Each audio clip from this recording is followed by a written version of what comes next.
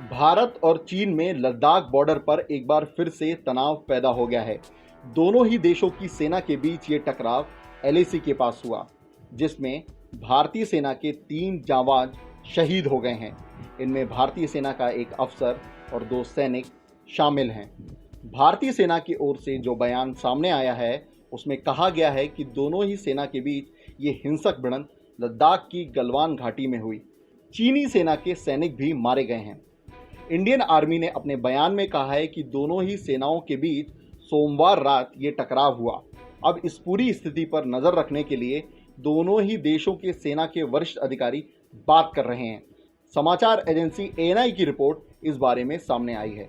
वहीं दोनों ही देशों की सेना के बीच जो टकराव हुआ है, उसमें चीनी सैनिक भी मारे गए हैं। इस बारे में चाइना के ग्लोबल टाइम्स के एडिटर ने ट्वीट करके जानकारी साझा की है। भारत इस पूरी स्थिति पर लगातार नजर बनाकर रखा हुआ है। भारतीय सेना के प्रमुख एमएम नरवाने ने अपनी पठानकोट यात्रा यही देखते हुए कैंसिल कर दी है।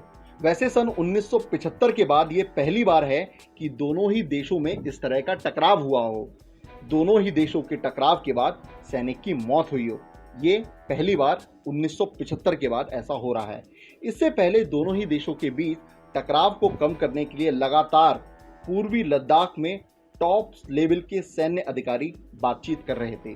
6 जून को भी दोनों ही देशों में लेफ्टिनेंट जनरल स्तर की बात भी हुई थी, लेकिन चीन के आक्रामक रवैये के कारण इस बातचीत का कोई नतीजा नहीं निकल पाया था।